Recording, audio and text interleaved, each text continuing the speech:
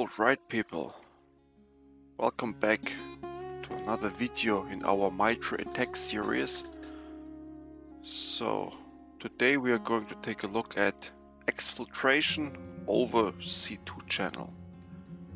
And in our last video we had already an exfiltration technique. So this is a really quick video because it doesn't have a lot of text in it. But that's fine. Okay, that's fine. We are saving our attention span a little bit, so let me copy that stuff. Let's go back into the reading mode here, like this. Let's copy then the box here, as usual on the right side, and we will try to fit as much as we can. Feel free to read the short text while I copy some of the stuff here. So this, I want to copy the procedures real quick, and we might even squeeze in. Let's see what we can squeeze in there. So there are a lot of, just be aware, a lot of different procedures there. The list is pretty long.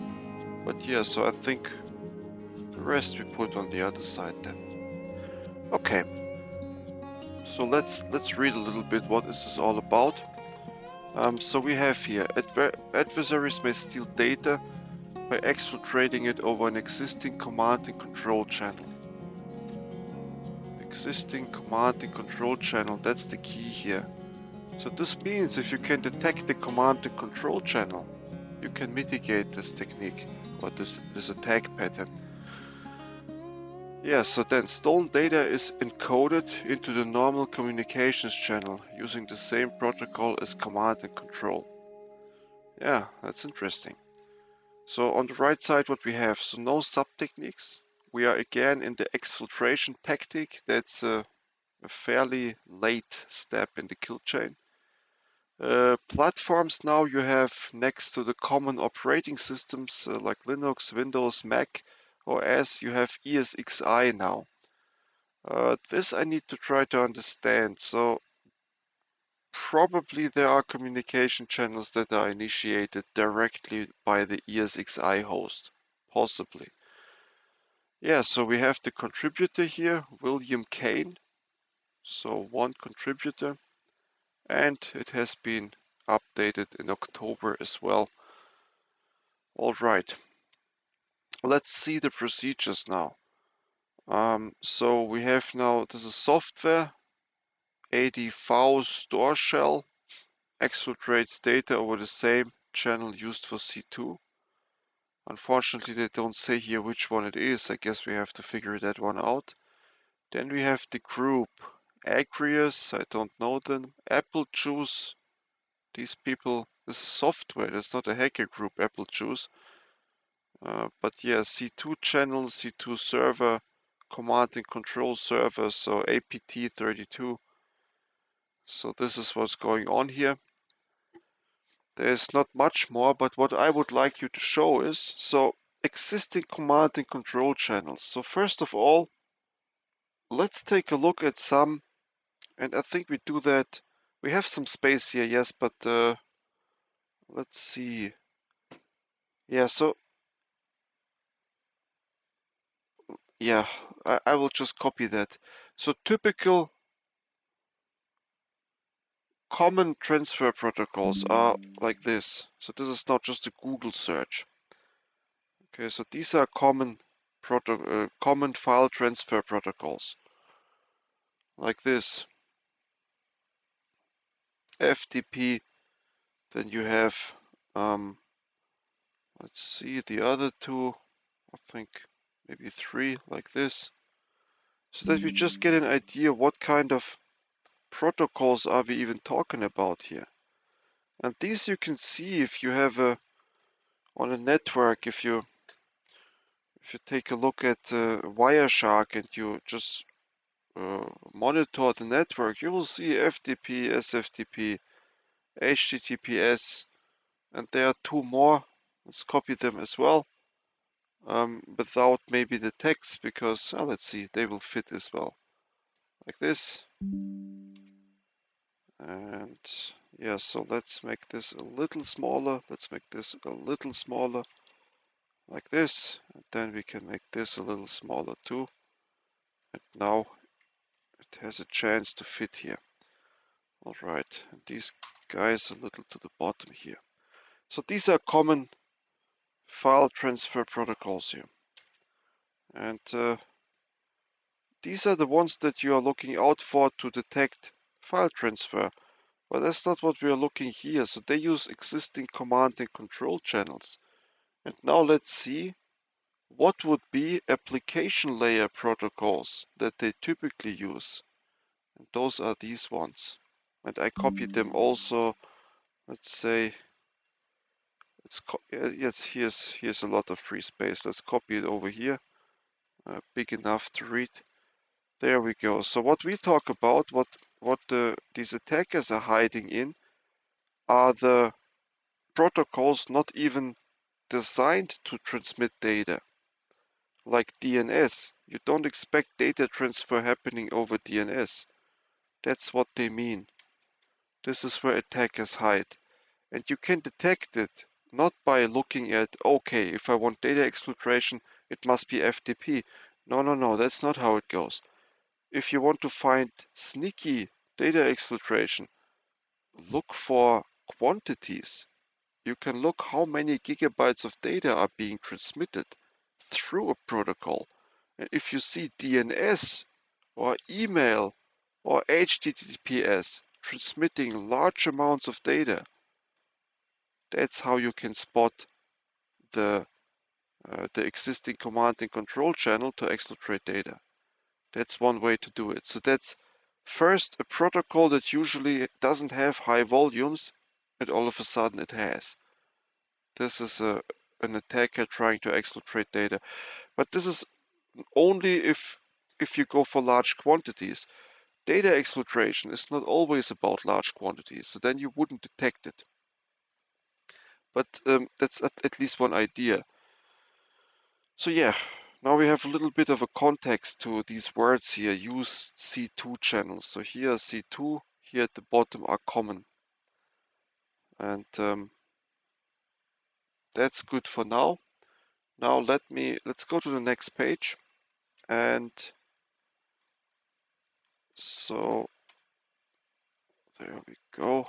Oh, yeah, that's okay. I wanted to delete that indeed.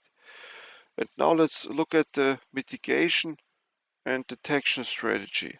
So again, this stuff fits on one page as far as I can see.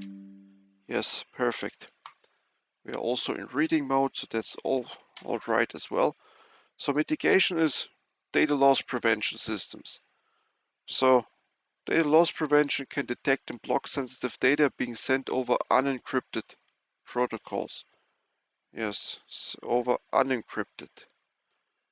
But that's not the thing. So usually they do encrypt this stuff. HTTPS is encrypted and so on. And then again, network intrusion prevention systems. So look at our last video.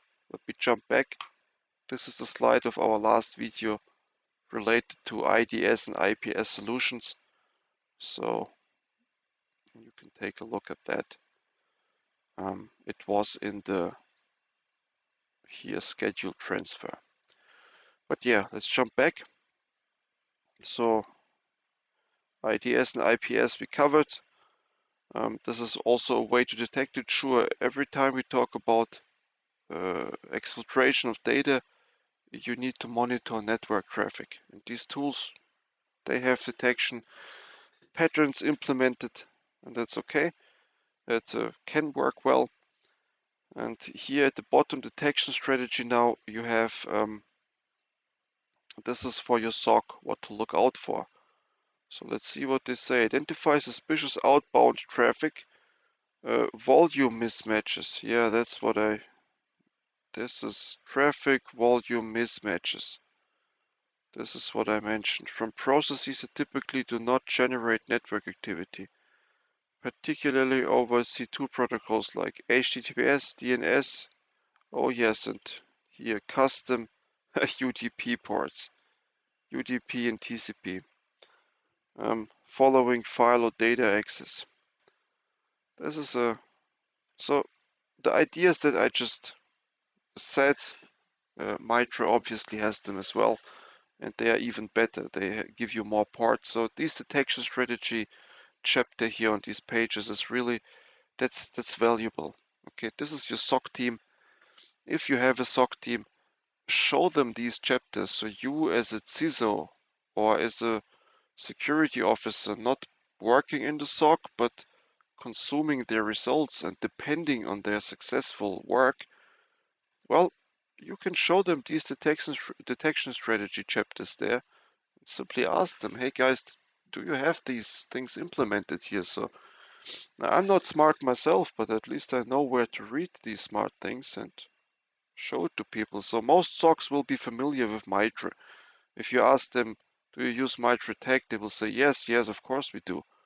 But show them the detection strategy and ask them, okay, look, data exfiltration over C2 channel. Do you have any idea of how to find these volume mismatches and stuff? And just see if your SOC is on that level of expertise.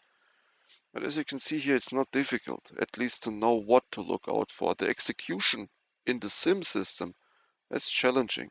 Obviously, you need to make a precise rule. You need to tune that rule. That's an engineering activity. That's challenging, but that's why you have these people employed, so that's possible. The first step, know what you want to detect. Know where you can read up on this information. Okay, what is the second step here? Monitors for processes reading sensitive files. Yes, of course. Processes reading sensitive files. The question is, what is a sensitive file? Nobody knows in reality, unfortunately. They really don't know. You need a blacklist or whitelist. How do you even identify them? So that's not that easy. And then immediate outbound connection, bulk transfer. Yes.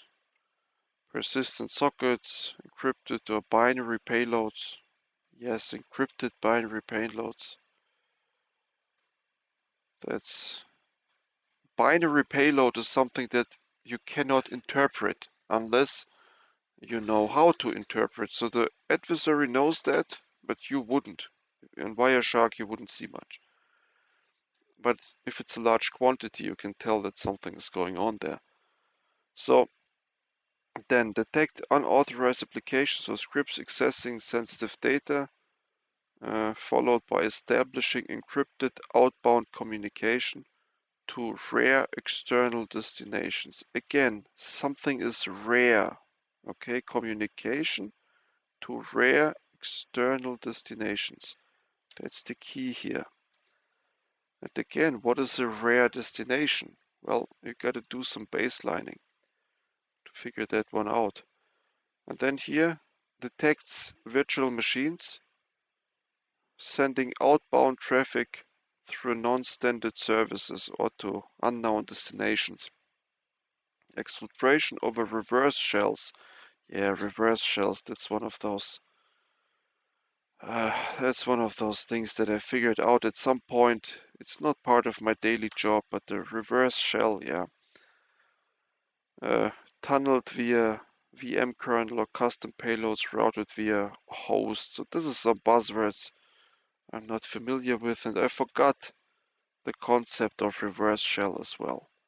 But this is something you want to have as a hacker. So shell is a command execution tool, and reverse shell is you simply open it from a machine that you wouldn't expect or from a process you wouldn't expect.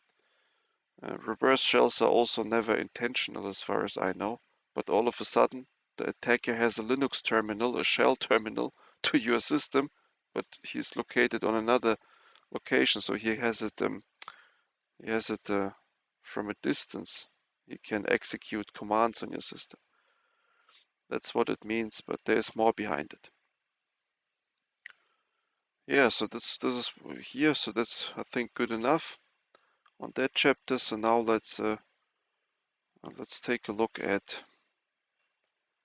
For some reason it doesn't want to. But okay, doesn't want to References we have a lot, 219. So let's take a look at some of those like this. And this will be then the last step for today. So let's see if we can identify some known sources here. So EZ again. Here, then we need to mark them. So if sources, oh, it's the same that we had in the last video. I remember that. Part 2, comings and goings, so might be reading that. Scissor we have again, not surprising. So that's the scissor. They did the apple juice analysis, okay. Gen X, the FBI is on it again. 2020, not even that old. Cisco Talos, also a source that keeps repeating. New espionage focused campaign, okay. Canadian Center of Cybersecurity, those guys I see for the first time.